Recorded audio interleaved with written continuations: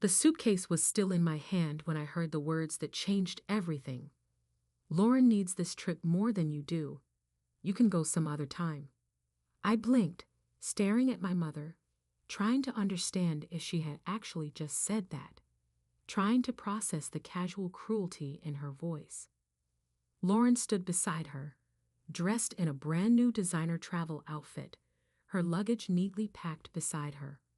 She did not even look guilty. If anything, there was the slightest hint of amusement in her smirk, like she was waiting for me to react. I looked at my father, hoping for something, anything, that would suggest this was some kind of mistake. But he would not even meet my eyes. I had spent years planning this vacation, every single detail, every booking, every dinner reservation.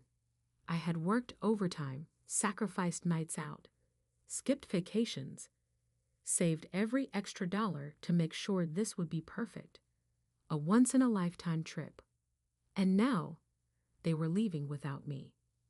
I swallowed the lump forming in my throat. But my mother waved her hand dismissively, as if I had just brought up something completely irrelevant. Sweetheart, you are always working so hard. You can take another trip later. Lauren really needs this right now. Lauren, the golden child, the one who always got what she wanted. And here we were again. I clenched my jaw, my grip tightening around the handle of my suitcase. I had done everything for them. I had made this trip possible. And yet, when it came down to it, they had chosen her, just like they always did. Lauren shifted her weight onto one hip, flipping her hair over her shoulder. "Thanks for understanding, sis," she said, her voice dripping with fake gratitude. Understanding?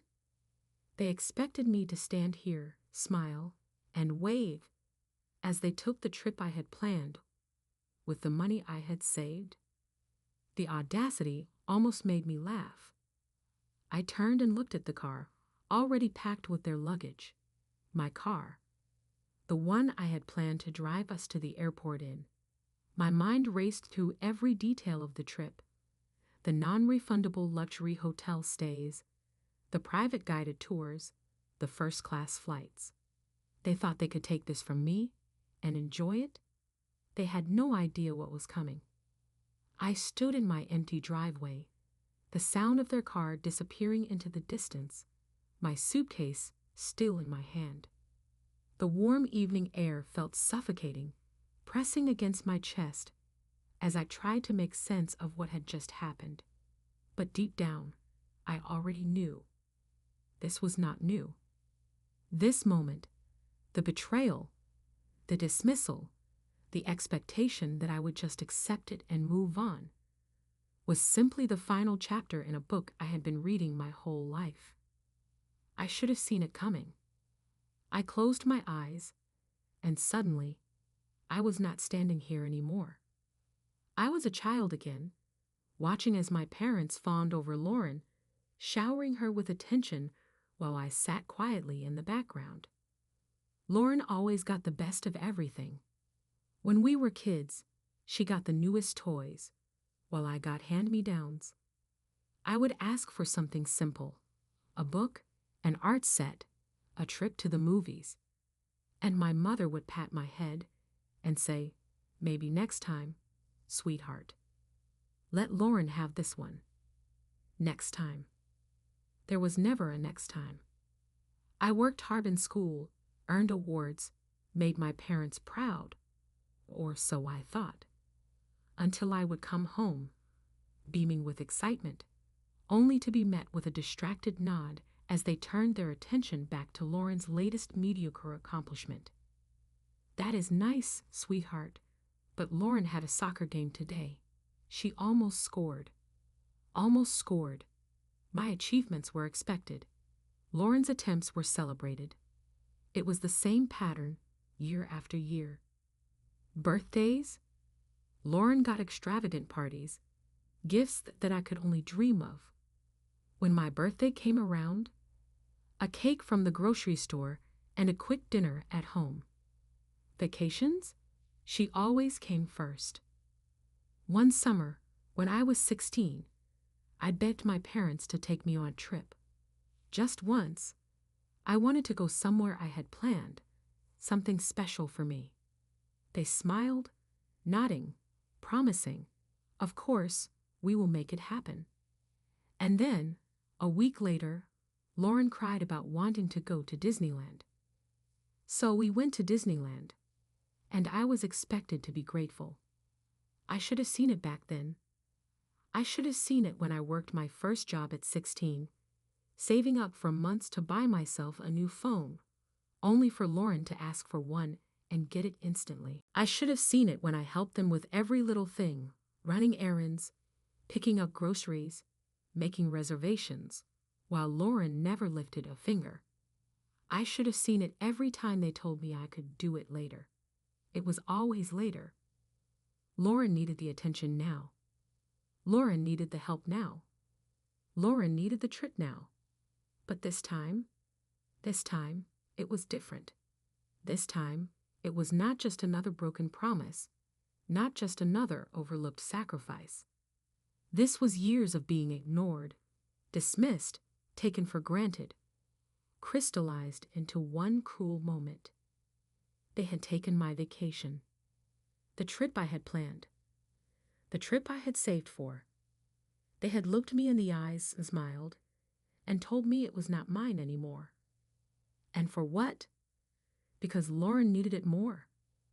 I clenched my fists, my nails digging into my palm. The weight of every single injustice, every single moment of being second place pressed down on me all at once. But I did not cry. I did not beg. I did not scream after them or ask them to reconsider, because something inside me had shifted. I thought back to the way my mother had waved her hand dismissively, the way my father had avoided my eyes, the way Lauren had smirked like she had already won. They thought I would just take it. They thought I would stand there, swallow my pain, and let them enjoy my dream vacation. But not this time. They wanted to take everything I worked for. Fine. Let's see how much fun they have now. I sat down at my desk, the glow of my laptop screen illuminating the dark room. My hands hovered over the keyboard for a moment, steady, controlled. My mind was clear. I was not going to cry. I was not going to beg. I was going to get even. They had no idea what they had just done. They had smiled in my face, taken what was mine, and expected me to accept it. But they forgot one small detail. I was the one who planned this trip. I was the one who paid for everything. And now, I was about to make sure they regretted it. I opened the first website, the luxury hotel, the 5-star resort that I had carefully chosen, the one with oceanfront suites, spa treatments, and private butler service, the one I had paid for in full. Click, cancel reservation. A confirmation popped up instantly. Refund request submitted. One down. I moved to the next site, the private guided tours, the exclusive experiences I had booked, from the yacht dinner to the island excursion, the ones I had carefully arranged to make sure every moment of the trip was unforgettable. Cancel. Refund requested. One by one, I systematically unraveled their dream vacation before they even knew what was happening. Their luxury suite, gone. Their high-end, all-inclusive dining package, canceled. Their private transportation from the airport, replaced with the cheapest shuttle option available. And then came my favorite part. The flights. I could have canceled them completely. But that would be too easy, too obvious. Instead, I logged in and downgraded them. Goodbye first-class seats with extra legroom, gourmet meals, and priority boarding. Hello economy middle seats, squeezed between strangers with no checked luggage included. I could almost picture it. Lauren, pouting, furious, as she realized she would be stuck in coach, unable to recline, unable to stretch out. They would not know it yet. Not until they arrived at the airport and scanned their tickets. Not until they reached the hotel and found out their suite was gone. Not until they tried to check in for their private tour, only to be told it had been canceled. Would they panic? Would they try to call me? Would they finally realize what they had done? I leaned back in my chair, a slow smile spreading across my face. They will find out soon enough, but not until it is too late. The luxury resort was supposed to be their grand entrance into paradise. The moment they stepped into a world of indulgence, greeted with champagne, escorted to their private suite, pampered with everything I had once planned for them. But instead, they arrived at the check-in desk, luggage in hand, smiling, excited, completely unaware of what was coming. The receptionist typed their name into the system. Then again, her smile faltered. "I am sorry, but I do not see a reservation under that name." My mother let out a polite laugh, waving her manicured hand. "Oh, that is not possible. We booked months ago. Check again." The receptionist frowned, turning the screen toward them. "I am afraid there is no booking under your name. Perhaps you have a confirmation email." They did, but when they pulled it up, they were met with a cancellation notice. "Your reservation has been successfully refunded." The realization hit them all at once. The luxury suite they had been dreaming of, gone. The private oceanfront balcony, the champagne upon arrival, the spa treatments, gone. And then the panic started. Lauren, always quick to complain, groaned dramatically. "Mom, what is happening?" My father, the one who always ignored the warning signs, shook his head in disbelief. "This must be a mistake. We need to call the bank. Maybe the payment did not go through." And my mother, she already knew. Her lips pressed into a thin line, her eyes scanning the email, rereading the words over and over, because she recognized the name on the cancellation. Mine. I could picture it, the way her stomach must have dropped, the way her face must have paled as she realized exactly what was happening.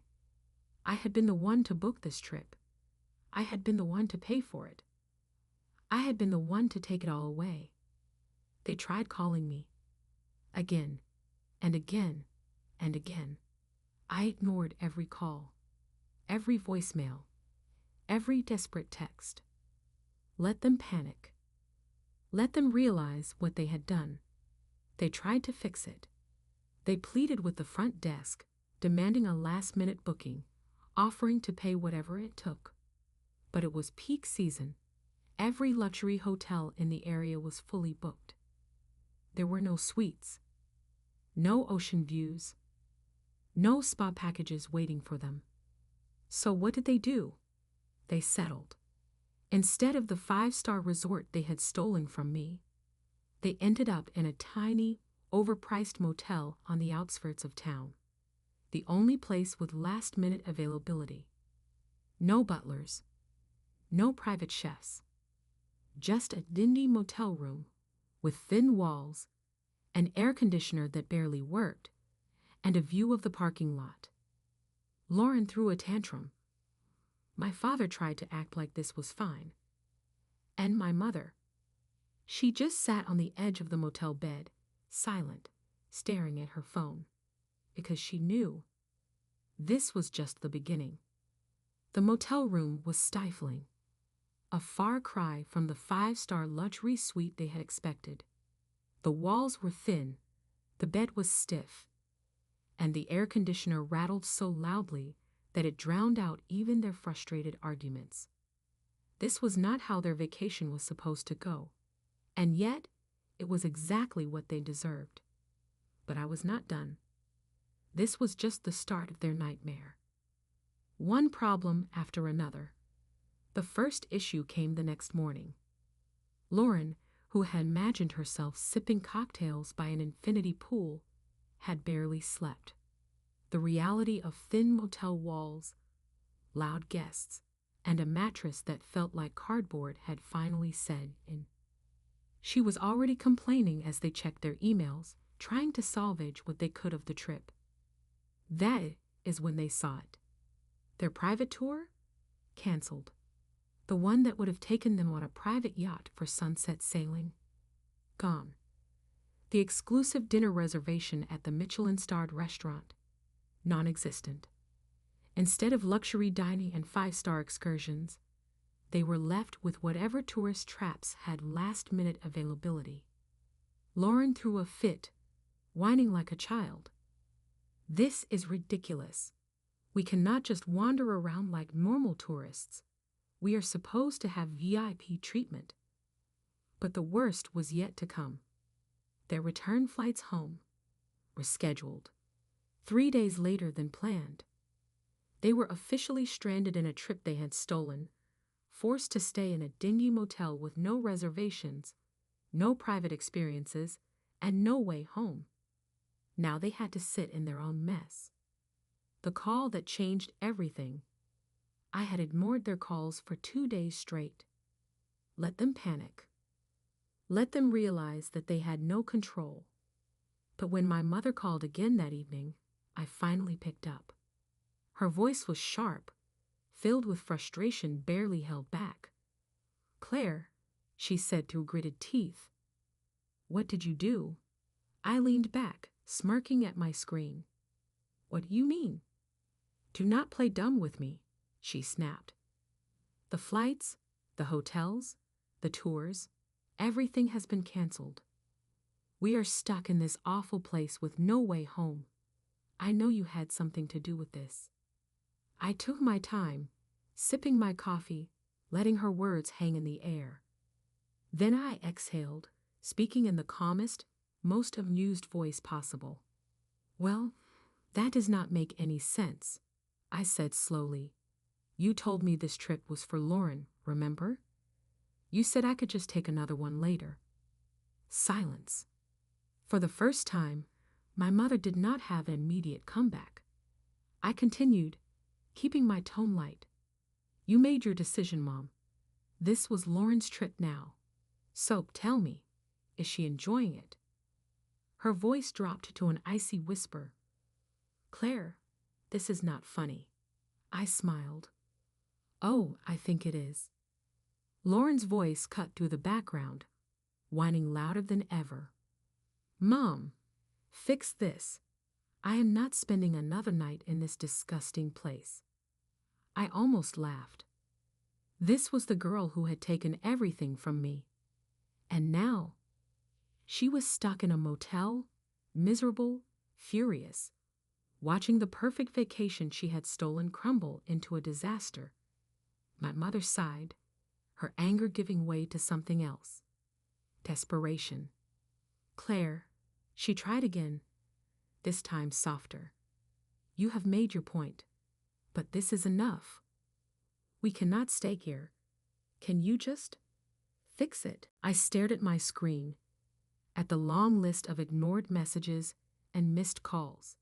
Finally, they needed me. And for the first time in my life, I did not need them. I let the silence stretch, let her sit in the consequences of her choices. Then finally, I exhaled. "I guess you should have thought about that before you left me behind." I hung up. Now let's see how well they handle real consequences. The motel room was suffocating. Not just because of its stale air and peeling wallpaper, but because of the tension that was building by the second. This was supposed to be their dream vacation, the one they stole from me. Instead, it was turning into a nightmare. Their money starts running out. Lauren slammed her phone onto the tiny motel nightstand. "This is insane. I cannot find a single luxury hotel that has availability." My mother rubbed her temples, exhaustion finally showing in the tight lines around her mouth. "We will figure it out," she muttered, but even she sounded doubtful. Because the truth was, they were running out of options. And more importantly, they were running out of money. They had expected a 5-star vacation. They had planned to sit back and enjoy everything on my dime. But now, every meal, every taxi ride, every little unexpected expense was adding up. And they had not budgeted for any of it. Because why would they? They had assumed I would handle everything, that I would always be there to pick up the pieces. But now, they were alone, and they were struggling. Lauren starts to crack. Lauren crossed her arms, her perfect vacation officially in ruins. "This is not fair," she snapped. "This was supposed to be my trip.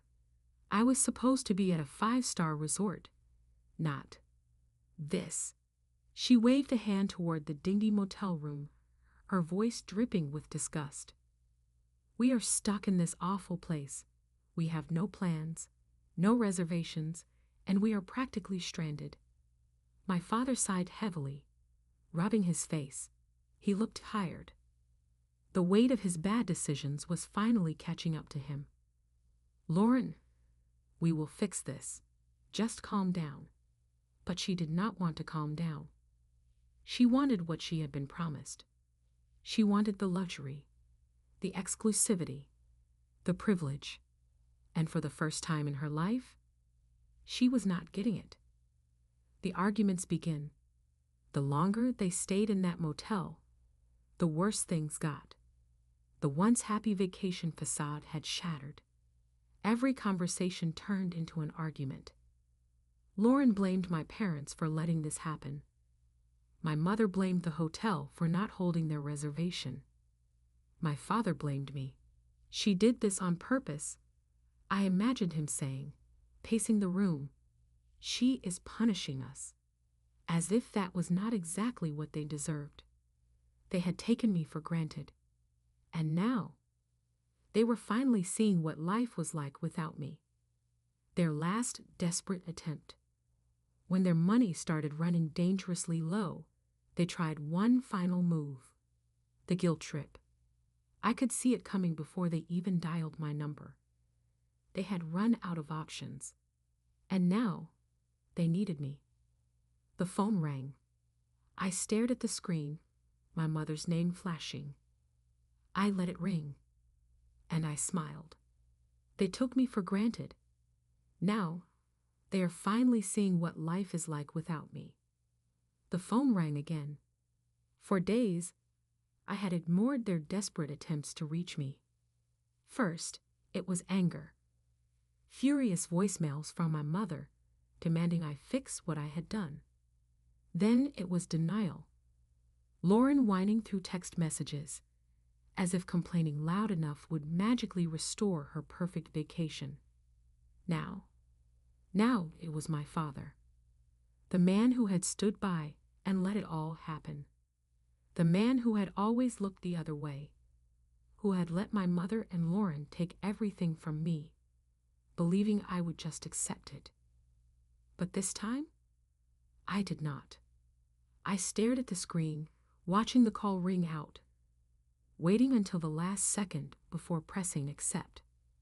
"Claire," my father said, his voice calmer than I expected. Calculated. Of course, he was trying to play the reasonable parent now. "Finally, you answer. Listen, I know things got out of hand, but do you really think this is the right way to handle it?" I did not say a word. He took my silence as encouragement, continuing.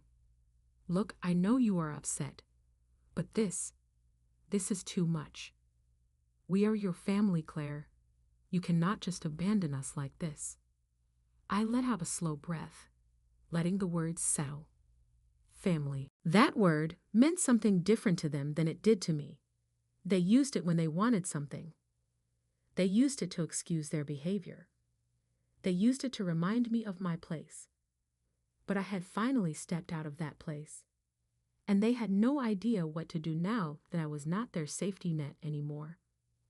I leaned back in my chair, voice steady. Dad, if I was so unimportant, I said, slowly, then why are you calling me now?